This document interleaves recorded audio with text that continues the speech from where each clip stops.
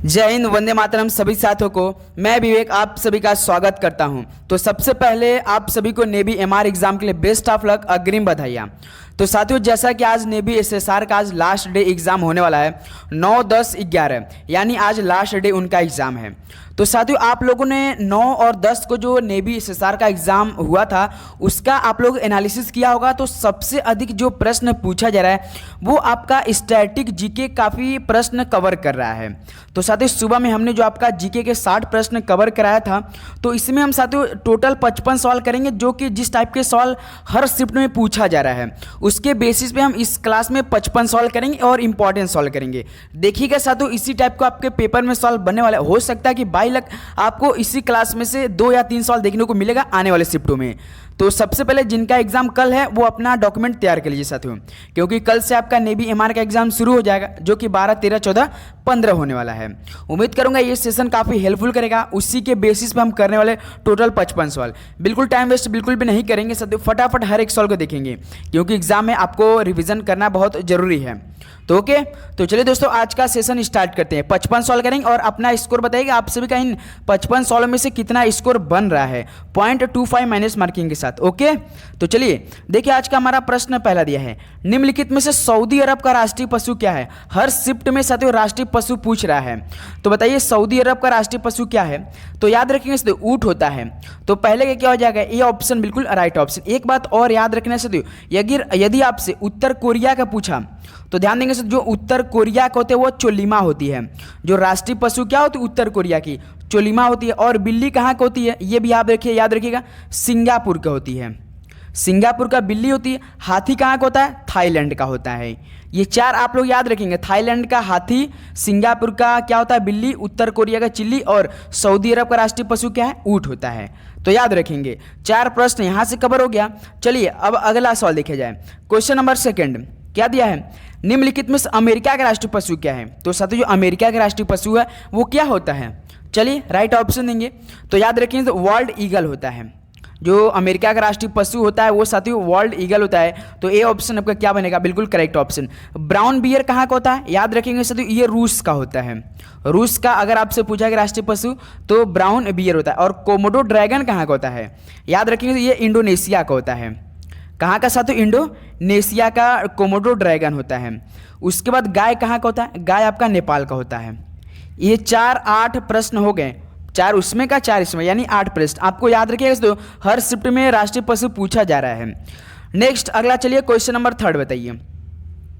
चलिए, यमुना नदी किस स्थान पर गंगा से मिलती है। हर शिफ्ट में नदी से सवाल पूछा जा रहा है, जो कि सबसे अधिक प्रश्न स्टैटिक जीके ही कवर कर रहा है। तो यमुना नदी किस स्थान पर गंगा से मिलती है, राइट ऑप्शन प्रयागराज। तो सी ऑप्शन क्या हो जाएगा, बिल्कुल राइट ऑप्शन। जीके के भी सवाल पूछ रहे हैं, लेकिन काफ़ी ईजी सवाल पूछ रहे हैं, आप सभी को पता होगा, आप लोग एनालिसिस कर रहे होंगे साथियों। अब देखते हैं कल नेवी एमआर में किस तरह का प्रश्न पूछा जाएगा। तो द्रौड़ी महानदी का विस्तार किस राज्य में नहीं है। तो साथियों, जो द्रौड़ी महानदी है इसका विस्तार किस राज्य में नहीं है, तो याद रखेंगे साथियों कर्नाटक में नहीं है। तो यहाँ से ए ऑप्शन आपका क्या बनेगा, बिल्कुल राइट ऑप्शन बनेगा। नेक्स्ट अगला बताइए साथियों, क्वेश्चन नंबर 5। चलिए, पिंडर नदी इनमें से किस स्थान पर अलकनंदा से मिलती है। तो साथियों, जो पिंडर नदी है इनमें से किस स्थान पर अलकनंदा से मिलती है, विष्णुप्रयाग, रुद्रप्रयाग, कर्णप्रयाग या देवप्रयाग। तो राइट ऑप्शन देंगे, जो पिंडर नदी है किस स्थान पर अलकनंदा से मिलती है। तो याद रखेंगे साथियों कर्णप्रयाग में मिलती है। तो सी ऑप्शन आपका क्या हो जाएगा, बिल्कुल राइट ऑप्शन हो जाएगा। उम्मीद कर रहा हूँ साथियों हर एक प्रश्न आप लोग काफ़ी अच्छे से याद करोगे और लास्ट में अपना जरूर स्कोर बताइए क्या आपका स्कोर रहा इस सेशन से। निम्नलिखित में से किस नदी का समागम अरब सागर में है। तो साथियों, किस नदी का समागम अरब सागर में है, राइट ऑप्शन देंगे, क्या बनेगा। तो याद रखेंगे साथियों नर्मदा नदी का है। तो यहाँ से ऑप्शन आपका ए क्या बन रहा है, बिल्कुल राइट ऑप्शन हो जाएगा। नेक्स्ट अगला बताएंगे क्वेश्चन नंबर 7। चलिए बताइए, चूफाट भारत के किस उत्तर पूर्वी राज्य का लोक नृत्य है। तो साथियों, अगर आपसे लोक नृत्य का सवाल आएगा तो इजी वाला प्रश्न आएगा, तो साथियों आप लोग बिल्कुल आराम से करेंगे, क्योंकि पूरा आप लोगों ने रिवीजन कराया हुआ जा चुका है, आप लोगों ने पूरा एनालिसिस किया होगा। मुझे उम्मीद है कि आप लोग अच्छे से याद किए होंगे सभी का, क्योंकि आपके पेपर में एक प्रश्न लोक नृत्य से जरूर आ रहा है। तो चूफाट बताइए भारत के किस उत्तर पूर्वी राज्य का लोक नृत्य है। तो याद रखें, तो ये सिक्किम का है। तो सी ऑप्शन क्या हो जाएगा आपका, बिल्कुल राइट ऑप्शन हो जाएगा। नेक्स्ट अगला बताइए क्वेश्चन नंबर 8। प्रसिद्ध नौचंडी मेला वर्ष में एक बार किस राज्य में होता है? तो साथियों प्रसिद्ध नौचंडी मेला ये वर्ष में एक बार कहाँ किस राज्य में होता है? राइट ऑप्शन देंगे, क्या बनेगा? तो याद रखेंगे पर जो प्रसिद्ध नौचंडी मेला ये उत्तर प्रदेश में होता है, एक बार राज्य में होता है, ध्यान देंगे साथियों। सी ऑप्शन, वर्ष में एक बार केवल होता है, तो सी ऑप्शन आपका यूपी बिल्कुल राइट ऑप्शन हो जाएगा। नेक्स्ट अगला बताएंगे क्वेश्चन नंबर 9। देखिए गुड़ी पड़वा त्यौहार किस राज्य से संबंधित? ये साथियों किसी ना किसी शिफ्ट में जरूर सवाल आने वाला है। 12 से लेकर 15 के बीच में किसी ना किसी शिफ्ट में ये जरूर सवाल आने वाला है। तो गुड़ी पड़वा यदि पूछे त्यौहार किस राज्य से संबंधित है तो ये आपका महाराष्ट्र में है, तो बी ऑप्शन आपका क्या बन रहा है? बिल्कुल राइट ऑप्शन हो जाएगा। नेक्स्ट अगला बताएंगे क्वेश्चन नंबर 10। चलिए वांगला उत्सव किस भारतीय राज्य में मनाया जाता है? तो साथियों वांगला है उत्सव ये किस भारतीय राज्य में मनाया जाता है? तो याद रखेंगे तो ये मेघालय में मनाया जाता है। ये महत्वपूर्ण सवाल है, इस पर भी आप लोग स्टार बना लेंगे। तो 10 का ए ऑप्शन क्या बना आपका? बिल्कुल राइट ऑप्शन हो जाएगा। नेक्स्ट अगला बताएंगे क्वेश्चन नंबर 11। चलिए बताइए बैसागु उत्सव भारत के किस राज्य में मनाया जाता है? तो मेरे भाई जो बैसागु उत्सव है भारत के किस राज्य में मनाया जाता है? 11 का राइट ऑप्शन देंगे तो याद रखेंगे साथियों ये असम में मनाया जाता है। तो यहाँ से ऑप्शन सी आपका क्या बन रहा है? बिल्कुल राइट ऑप्शन हो जाएगा। नेक्स्ट अगला बताएंगे क्वेश्चन नंबर 12। मोहिनी अट्टम किस हिंदू देवता को समर्पित है? ये सवाल साथियों काफी बार बार प्रश्न पूछा जा रहा है मोहिनी अट्टम से संबंधित। तो साथियों जो मोहिनी अट्टम है किस हिंदू देवता को समर्पित है? शिव भगवान, विष्णु भगवान या पार्वती जी को या गणेश भगवान जी को? तो याद रखेंगे साथियों ये विष्णु भगवान को समर्पित है। तो यहाँ से आप सभी का बी ऑप्शन जो बना है बिल्कुल राइट ऑप्शन हो जाएगा। नेक्स्ट अगला बताएंगे साथियों क्वेश्चन नंबर 13। देखिए गणगौर भारत के किस राज्य में मनाई जाती है? एक बार आप लोग सोच रहे होंगे साथियों इस समय आप लाइव क्लास क्यों नहीं ले रहे हैं? देखिए साथियों लाइव क्लास में थोड़ा सा ज़्यादा समय हो जाता है, टाइम उसमें बातें मतलब करने में थोड़ा सा समय ज़्यादा लग जा रहा है, इसलिए सॉरी मेरे भाई, आप समय का बचत हम करना चाह रहे हैं इसलिए हम आपको इस समय लाइव क्लास नहीं प्रोवाइड करें, उसके लिए सॉरी यार, दिल से सॉरी। अगर आपका टाइम बचत करना है तो ये क्लास आपके लिए वेरी वेरी इंपॉर्टेंट है, क्योंकि हम इसमें ज़्यादा समय नहीं ले रहे हैं साथियों। तो गणगौर भारत के किस राज्य में मनाई जाती है? तो याद रखेंगे राजस्थान में। तो डी ऑप्शन क्या हो जाएगा आपका साथियों? बिल्कुल राइट ऑप्शन। तो नेक्स्ट अगला बताइए साथियों क्वेश्चन नंबर 14। आप लोग उम्मीद कर रहा हूँ समझ रहे होंगे साथियों ये परिस्थिति किस टाइम का परिस्थिति है, हमें समय की बहुत जरूरी है बचत करना है, तो आप लोग प्लीज समझ रहे होंगे मेरी बातों को। ओके साथियों, तो देखिए क्वेश्चन नंबर 14। सत्रिया नृत्य शैली की उत्पत्ति किस भारतीय राज्य से हुई थी? तो साथियों जो सत्रिया नृत्य थी शैली की उत्पत्ति किस भारतीय राज्य से हुई थी? तो याद रखेंगे साथियों ये आपका असम राज्य से हुई थी। तो यहाँ से ऑप्शन बी आपका राइट ऑप्शन बन रहा है। नेक्स्ट अगला बताएंगे क्वेश्चन नंबर 15। चैनल पर साथियों अगर नए हैं तो प्लीज लाइक और सब्सक्राइब कर दी जाए, क्योंकि आपके नेवी एमआर और एसएसआर का जो भी अगला जो एग्जाम मान लीजिए आपका कट ऑफ जाएगी, क्या एनालिसिस होगा, पूरा हम जानकारी देने वाले हैं। तो भरतनाट्यम दक्षिणी भारत में किसका एक शास्त्रीय नृत्य है? तो सबसे पहले जो नेवी एमआर का कल से एग्जाम उसका तो हर शिफ्ट का पेपर का भी आपको क्या दिया जाएगा? एनालिसिस दिया गया। आपको एक ग्रुप में डिस्क्रिप्शन बॉक्स में एक ग्रुप दिया गया, वहाँ पे आप ज्वाइन करिए। जो भी जिनका भी कल से एग्जाम होगा वो प्लीज़ क्वेश्चन जरूर प्रोवाइड कीजिएगा, क्योंकि आने वाले जो जिनका एग्जाम है 12-13 को 13-14 को उनको भाई लोग को दिखा जाएगा किस तरह का प्रश्न आपको पढ़ के जाना है। तो भरतनाट्यम दक्षिण भारत में किसका शास्त्रीय नृत्य है? तो याद रखेंगे सर ये तमिलनाडु का है। तो यहाँ से सी ऑप्शन आपका क्या बना? बिल्कुल राइट ऑप्शन। नेक्स्ट अगला बताएंगे क्वेश्चन नंबर 16। कथक भारत के किस भाग का प्रमुख नृत्य है? तो सर जो कथक भारत के किस भाग का प्रमुख नृत्य है? तो याद रखेंगे उत्तरी भारत का है। तो यहाँ से बी ऑप्शन आपका बिल्कुल राइट ऑप्शन बन रहा है। नेक्स्ट अगला बताएंगे क्वेश्चन नंबर 17। चलिए लोक नृत्य यक्षगान की उत्पत्ति किस राज्य में हुई थी? तो साथियों जो लोक नृत्य यक्षगान था ये किसकी उत्पत्ति किस राज्य में हुई थी? ये महत्वपूर्ण सवाल है साथियों, ध्यान देंगे, ये कर्नाटक में हुई थी। तो यहाँ से बी ऑप्शन आपका बिल्कुल राइट ऑप्शन बन रहा है। नेक्स्ट अगला बताएंगे क्वेश्चन नंबर 18। चलिए राइट ऑप्शन देंगे इस सवाल का जवाब। लोक नृत्य लेजिम किस राज्य से संबंधित है? तो साथियों जो लोक नृत्य लेजिम ये किस राज्य से संबंधित रखता है? महाराष्ट्र, राजस्थान, कर्नाटक या असम? इस सवाल का राइट ऑप्शन देंगे तो याद रखिए ये महाराष्ट्र से संबंधित है। तो यहाँ से ऑप्शन जो बन रहा है ए ऑप्शन आपका बिल्कुल राइट ऑप्शन बन रहा है। नेक्स्ट अगला बताएंगे क्वेश्चन नंबर 19। चलिए मोहिनी अट्टम किस राज्य की एक नृत्य शैली है? ये भी सवाल साथियों परीक्षा के लिए वेरी वेरी इंपॉर्टेंट है। चलिए मोहिनी अट्टम किस राज्य की एक नृत्य शैली है? तो याद रखेंगे सभी साथी केरल का है। तो यहाँ से बी ऑप्शन आपका राइट ऑप्शन हो जाएगा। नेक्स्ट अगला बताएंगे क्वेश्चन नंबर 20। चलिए, लाहौर नृत्य किस राज्य से संबंधित है? तो देखा तो आपके पेपर में केवल 30 मिनट आपको समय दिया जा रहा है, उसमें से आपको 25 जीके का प्रश्न करना है, 13 आपको इसमें से मैथ का, 12 क्वेश्चन आपका साइंस को हल करना है। एक प्रश्न 1 नंबर का इस बार आपको दिया जा रहा है। तो लाहौर नृत्य किस राज्य से संबंधित है? तो ये सत्य मेघालय से है। तो यहाँ से डी ऑप्शन आपका क्या हो जाएगा? राइट ऑप्शन हो जाएगा। नेक्स्ट अगला बताएंगे क्वेश्चन नंबर 21। चलिए राइट ऑप्शन देंगे, सेट्स ऑफ सैफरन पुस्तक के लेखक कौन है? तो मेरे भाई जो सेट्स ऑफ सैफरन पुस्तक के लेखक है वो कौन है? सबा नकवी, मुल्क राज आनंद, सत्तानार या चरण सिंह? चलिए राइट ऑप्शन देंगे सभी साथी, 21 का बिल्कुल करेक्ट ऑप्शन। तो याद रहेंगे सेट्स ऑफ सैफरन पुस्तक के लेखक की यदि हम बात करेंगे तो सबा नकवी हैं। तो यहाँ से ऑप्शन जो बन रहा है आपका ए राइट ऑप्शन बन रहा है। ओके, तो उम्मीद कर रहा हूँ आप लोग हर प्रश्न याद कर रहे होंगे साथियों। आप लोगों ने एनालिसिस किया होगा तो जरूर देखा होगा इसी टाइप के पेपर में प्रश्न बन रहे हैं, आपको हम हर शिफ्ट का दे रहे हैं भी साथियों, याद रखेंगे। तो इंडियन फिलॉसफी नामक पुस्तक के लेखक कौन है? तो साथियों जो इंडियन फिलॉसफी नामक पुस्तक उसके लेखक कौन है? तो चलिए इस सवाल का राइट ऑप्शन नहीं क्या हो जाएगा? 22 का राइट ऑप्शन। तो याद रखेंगे डॉक्टर एस राधाकृष्णन थे। तो यहाँ से बी ऑप्शन आपका क्या हो जाएगा? बिल्कुल राइट ऑप्शन हो जाएगा। नेक्स्ट अगला बताएंगे क्वेश्चन नंबर 23। चलिए, ड्रीम्स फ्रॉम माई फादर नामक पुस्तक के लेखक कौन है? तो सदैव ड्रीम्स फ्रॉम माई फादर नामक पुस्तक के लेखक कौन है? Barack Obama, Vincent Arthur, Ruskin Bond या चार्ल्स डार्विन? चलिए राइट ऑप्शन देंगे, ड्रीम्स फ्रॉम माई फादर नामक पुस्तक के लेखक कौन है? तो याद रखेंगे इसमें बराक ओबामा जी हैं। तो यहाँ से ए ऑप्शन आपका क्या बन रहा है? बिल्कुल राइट ऑप्शन बन रहा है। नेक्स्ट अगला बताएंगे क्वेश्चन नंबर 24। चलिए, द सीक्रेट ऑफ नागाज के लेखक कौन है? तो साथियों जो द सीक्रेट ऑफ नागाज के लेखक वो कौन है?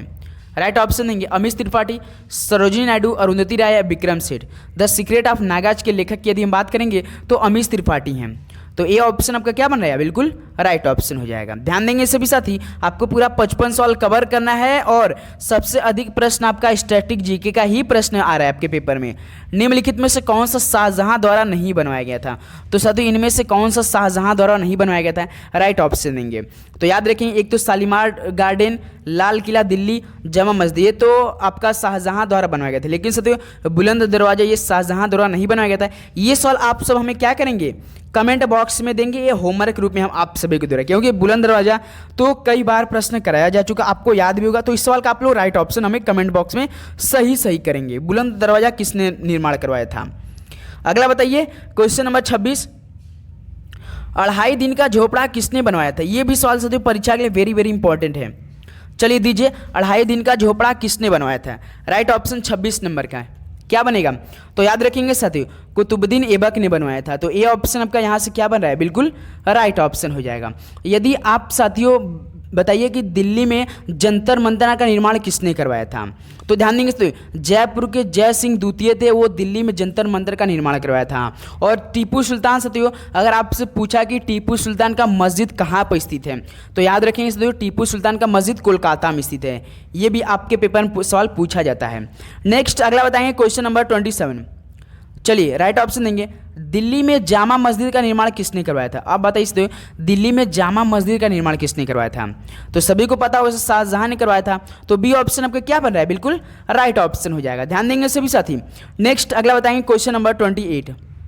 सांची में बौद्ध स्मारकों का निर्माण किसने करवाया? तो मेरे भाई जो सांची में बौद्ध स्मारक थे उनका निर्माण किसने करवाया था? मुगल वंश, शाक्य वंश, मौर्य वंश या खिलजी वंश? तो किसने करवाया था? तो मौर्य वंश ने करवाए थे। तो यहाँ से ऑप सभी का सी बिल्कुल राइट ऑप्शन बन रहा है। ओके बिल्कुल। नेक्स्ट अगला बताएंगे क्वेश्चन नंबर 29।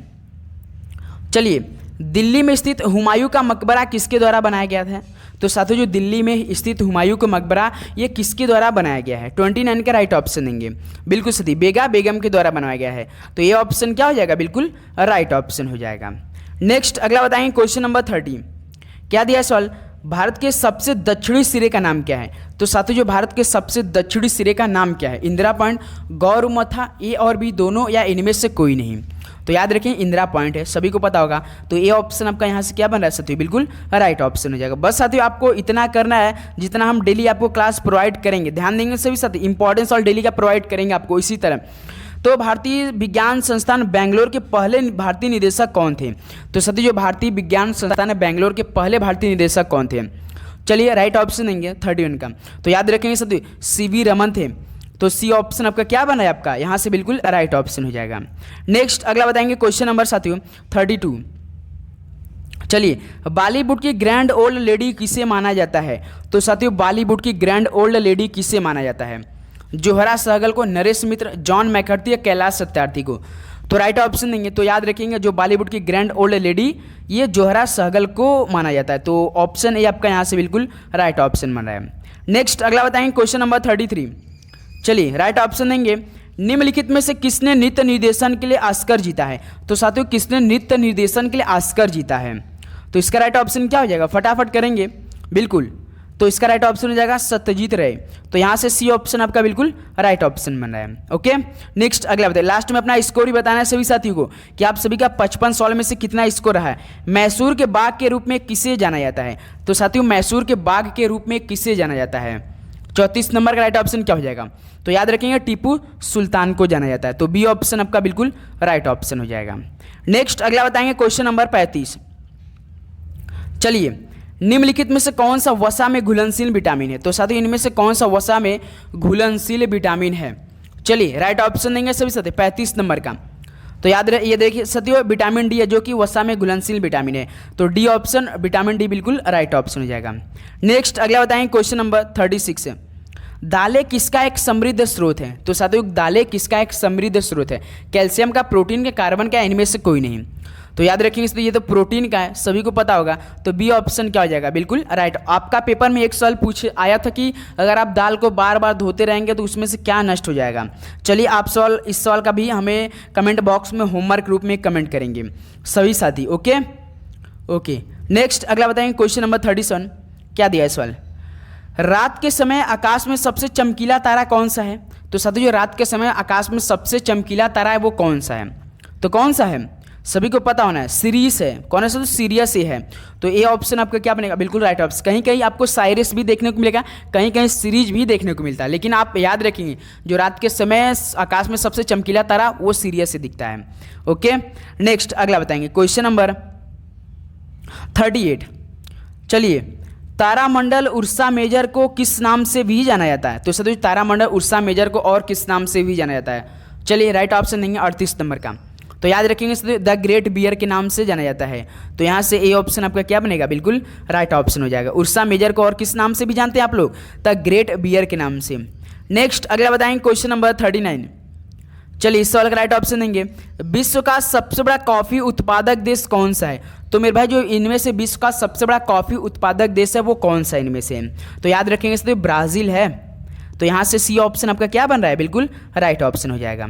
उम्मीद कर रहा हूँ आप लोग हर एक प्रश्न काफ़ी अच्छे से याद करोगे। देखिए मेरे भाई जितना भी मुझसे बन पड़ा है मैंने आपके साथ जुड़ा हुआ था, लगभग 2 महीना पहले से हमने तैयारी किया था। अगर आप लोगों ने नेवी एसएसआर का एग्ज़ाम पूरा एनालिसिस किया होगा तो आपको काफ़ी दिल खुश हो गया होगा, दिल गार्डन तो हो गया होगा ज़रूर, क्योंकि प्रश्न जितना भी कराया हुआ है काफ़ी अच्छे लेवल का कराया हुआ था। तो उर्वरक में क्रांति के साथ कौन सा रंग जुड़ा हुआ है? तो सभी को पता होना चाहिए गुलाबी। तो यहाँ से सी ऑप्शन आपका क्या बनेगा बिल्कुल राइट ऑप्शन हो जाएगा। नेक्स्ट अगला बताएंगे क्वेश्चन नंबर 41। भारत में नीली क्रांति किससे संबंधित है? तो साथियों भारत में नीली क्रांति किससे संबंधित है? राइट ऑप्शन देंगे मत्स्य पालन, झींगा पालन, गोला क्रांति, फाइबर क्रांति। तो साथियों ये तो मत्स्य पालन से संबंधित है नीली क्रांति। तो ए ऑप्शन आपका बिल्कुल राइट ऑप्शन हो जाएगा। नेक्स्ट अगला बताएंगे क्वेश्चन नंबर 42। चलिए रबी फसल का मौसम किस महीने से होता है? तो साथियों यदि रबी फसल का, रबी मतलब जैसा सूरज आपका क्या हो निकलता है काफ़ी अच्छी तरीके से, रबी मतलब ठंडी वाला मौसम। तो याद रखें ये अक्टूबर मार्च से होता है, अक्टूबर शुरू होता है मार्च में ख़त्म हो जाता है। तो बी ऑप्शन क्या हो जाएगा बिल्कुल राइट ऑप्शन हो जाएगा। नेक्स्ट अगला बताएंगे क्वेश्चन नंबर 43। तो साथियों सेबी कहाँ पर स्थित है? तो मेरे भाई जो सेबी है ये कहाँ पर स्थित है? एक सवाल और आप सभी को हम होमवर्क में देना चाह रहे हैं, सेबी की स्थापना बताइए। साथियों सेबी की स्थापना आप लोग बताइए किस वर्ष में हुई थी? इस सवाल का आप लोग हमें राइट ऑप्शन कमेंट बॉक्स में करेंगे। तो सेबी यदि अगर पूछा तो कौन कहाँ स्थित है इसका? तो ये मुंबई में स्थित है। तो डी ऑप्शन आपका बिल्कुल राइट ऑप्शन हो रहा है। नेक्स्ट अगला बताएंगे क्वेश्चन नंबर 44। भारतीय मुद्रा की छपाई के लिए उपयोग किया जाने वाला उत्पाद क्या है? तो साथियों भारतीय मुद्रा की छपाई के लिए उपयोग किया जाने वाला उत्पाद क्या है? चलिए राइट ऑप्शन देंगे तो याद रखेंगे इस तो कपास और बालसम है। ये सवाल वेरी वेरी इंपॉर्टेंट है क्योंकि ये प्रश्न पूछा जाता है परीक्षा में। एक बार ये सवाल पूछा गया तो हो सकता है कि बाई चांस ये आपका नेवी हमारे प्रश्न आ सकता है। तो भारतीय मुद्रा की छपाई के लिए उपयोग किए जाने वाले उत्पाद क्या है, तो कपास और बालसम है। नेक्स्ट अगला बताएंगे क्वेश्चन नंबर 45। चलिए इस सवाल का राइट ऑप्शन देंगे सभी साथी। भारतीय मुद्रा के रिवर्स साइड में कितनी भाषाएं मुद्रित होती हैं, तो साथियों भारतीय मुद्रा के रिवर्स साइड में कितनी भाषाएं मुद्रित होती है, तो याद रखेंगे साथियों टोटल 15 जो भारतीय मुद्रा में रिवर्स साइड में भाषाएं मुद्रित होती हैं, छपा रहती है, वो 15 होती हैं। तो यहाँ से बी ऑप्शन आपका बिल्कुल राइट ऑप्शन हो जाएगा। नेक्स्ट अगला बताएंगे क्वेश्चन नंबर 46। रुपए के चिन्ह को डिजाइन करने के लिए प्रतियोगिता का विजेता कौन था, तो साथियों रुपए के चिन्ह को डिजाइन करने के लिए एक प्रतियोगिता हुआ, तो उसमें विजेता कौन रहा था, रविशंकर, अजय देशमुख, उदय कुमार या शशि कुमार, तो कौन विजय था, याद रखेंगे सभी मेरे भाई, उदय कुमार थे। तो यहाँ से ऑप्शन आपका जो बन रहा है सी राइट ऑप्शन बन रहा है। नेक्स्ट अगला बताएंगे क्वेश्चन नंबर 47। चलिए भारतीय स्टेट बैंक यानी एसबीआई की उत्पत्ति किस वर्ष हुई, तो साथियों स्टेट बैंक ऑफ इंडिया की उत्पत्ति किस वर्ष हुई थी, राइट ऑप्शन देंगे तो क्या बनेगा सॉल्व करेक्ट ऑप्शन, बिल्कुल तो याद रखें इस 1806 में हुई थी। तो यहाँ से सी ऑप्शन आपका क्या बन रहा है, बिल्कुल राइट ऑप्शन हो जाएगा। नेक्स्ट अगला बताइए साथियों क्वेश्चन नंबर 48। अंगकोर पुरातात्विक उद्यान कहाँ पर स्थित है, तो साथियों अंगकोर पुरातात्विक उद्यान ये कहाँ पर स्थित है, रूस, कंबोडिया, म्यांमार या चीन में, राइट ऑप्शन देंगे तो याद रखिए ये कंबोडिया में स्थित है। अंगकोर का वाट मंदिर भी शायद बिल्कुल बी ऑप्शन आपका बिल्कुल राइट ऑप्शन हो जाएगा। नेक्स्ट अगला बताएं क्वेश्चन नंबर 49। ब्राज़ील की आधिकारिक भाषा कौन सी है, तो साथियों ब्राज़ील की जो आधिकारिक भाषा ये कौन सी, नेपाली, पुर्तगाली, ओडिसी या ये सभी, तो बिल्कुल करेक्ट ऑप्शन एक हो सकती है पुर्तगाली केवल, तो बी ऑप्शन आपका क्या बनेगा, बिल्कुल राइट ऑप्शन हो जाएगा। नेक्स्ट अगला बताएं क्वेश्चन नंबर 50। चलिए भूटान की आधिकारिक भाषा क्या है, तो साथियों जो भूटान की आधिकारिक भाषा वो क्या होती है, तो सभी साथी से पता होना चाहिए, सभी को याद भी होना चाहिए, जोंगखा होती है साथियों। तो यहाँ से जो ए ऑप्शन आपका बन रहा है बिल्कुल राइट ऑप्शन है। भूटान की आधिकारिक भाषा क्या है, तो जोंगखा है। नेक्स्ट अगला बताएंगे क्वेश्चन नंबर 51। पवित्र शहर मक्का कहाँ पर स्थित है, तो साथियों जो पवित्र शहर मक्का ये कहाँ पर स्थित है, तो इस सवाल का राइट ऑप्शन होगा सऊदी अरब में स्थित है। तो ऑप्शन ये आपका यहाँ से क्या बनेगा, बिल्कुल राइट ऑप्शन बनेगा। उम्मीद कर रहा हूँ बिल्कुल अच्छे से आप लोग हर प्रश्न याद कर रहे होंगे और आप लोगों ने बिल्कुल तरह से पूरा जो प्रश्न था रिवीजन करके तैयार रखे होंगे, क्योंकि आज आपका लास्ट डे एग्जाम SSR का, कल से नेवी एमआर का एग्जाम शुरू हो जाएगा। तो सभी को फिर से बेस्ट ऑफ लक, अग्रिम बधाई, माता रानी की कृपा रहे कि आपका पेपर बेहतरीन जाए। पाकिस्तान में सिंधु नदी को किस उर्दू नाम से संबोधित किया जाता है, दरिया सिंध, थेम्स, हांगहो या इनमें से कोई नहीं, तो सदैव पाकिस्तान में सिंधु नदी को किस उर्दू नाम से संबोधित किया था, तो दरिया सिंध के नाम से। तो ये ऑप्शन आपका राइट ऑप्शन हो जाएगा। नेक्स्ट अगला बताएंगे क्वेश्चन नंबर 53। EFT का पूर्ण रूप क्या होता है, तो साथियों हर शिफ्ट में एक फुल फॉर्म पूछा जा रहा है, तो EFT का फुल फॉर्म बताइए क्या हो जाएगा। तो याद रखेंगे साथियों लास्ट में हमेशा ट्रांसफर रहेगा, लास्ट में हमेशा ट्रांसफर रहेगा, होगी इलेक्ट्रॉनिक फंड ट्रांसफर। क्या साथियों इलेक्ट्रॉनिक फंड, यहाँ पे फंड लिखा है, इलेक्ट्रॉनिक फंड ट्रांसफर होगा। तो EFT का फुल फॉर्म बिल्कुल B right option, electronic fund transfer हो जाएगा, बिल्कुल बी राइट ऑप्शन हो जाएगा। नेक्स्ट अगला बताएंगे क्वेश्चन नंबर 54। चलिए अंतर्राष्ट्रीय स्वच्छ वायु दिवस कब मनाया जाता है, तो साथियों जो अंतर्राष्ट्रीय स्वच्छ वायु दिवस है ये कब मनाया जाता है, 8 अगस्त, 7 सितंबर, 9 अक्टूबर या 29 अगस्त को, तो याद रखेंगे साथियों 7 सितंबर को मनाया जाता है। तो बी ऑप्शन आपका यहाँ से बिल्कुल राइट ऑप्शन हो जाएगा। ओके नेक्स्ट अगला बताएंगे और आज की सेशन के साथ आखिरी सवाल जो कि आप सभी को बताना है। चलिए राइट ऑप्शन देंगे 2011 की जनगणना के अनुसार भारत के शहरी जनसंख्या कितनी है, तो साथियों जो 2011 की जनगणना होती है उसके अनुसार भारत के शहरी जनसंख्या कितनी है, 55 नंबर का राइट ऑप्शन देंगे। तो याद रखेंगे साथियों 31.16% है, तो इसका मतलब सी ऑप्शन आपका क्या बन रहा है, बिल्कुल राइट ऑप्शन बन रहा है। तो साथियों ये प्रश्न जो कि आपके परीक्षा के लिए साथियों बेहद इंपॉर्टेंट है, जो जिस टाइप का आपका पेपर में प्रश्न बना अभी तक साथियों देखिए आपका नेवी SSR का अभी तक एग्जाम तो हो चुका है, लेकिन साथियों एक भी प्रश्न बाहर से नहीं पूछा जा रहा है, जो जितने भी उन्होंने सिलेबस दिया था उसी के अंदर आ रहा है। करंट अफेयर का सवाल तो छोड़िए, करंट अफेयर भी लिखा हुआ है लेकिन उसमें 1-2 प्रश्न आ रहा है। ओके तो उम्मीद करूँगा ये 55 प्रश्न आप याद करेंगे बिल्कुल अच्छी तरीके से। तो चलिए दोस्त, आज का सेशन यहीं पे समाप्त करते हैं और लास्ट में अपना स्कोर बताइए, आप सभी का स्कोर कितना बना। और भी कोई क्वेश्चन है तो प्लीज़ हमें पूछिएगा, आपका हर एक सवाल का जवाब दिया जाएगा। तो डिस्क्रिप्शन में टेलीग्राम ग्रुप है, वहाँ पर ज्वाइन कर दीजिए सभी। कोई भी वैकेंसी आई, कुछ भी इसके तहत प्रश्नों पे हम लोग से बातें होती, वहाँ पर आप जुड़ जाइए। ग्रुप बना हुआ है जो कि आप भी उसमें मैसेज कर सकते हैं। ओके, तो चलिए दोस्त, मिलते हैं कल सुबह 8 बजे एक बेहतरीन सेशन के साथ। और आपका आज एनालिसिस भी हम करवाने वाले हैं शाम में 7:30 बजे। ओके, तो मिलते हैं कल सुबह 8 बजे। सभी को जय हिंद, वंदे मातरम। पढ़ते रहिए। All the very best. धन्यवाद।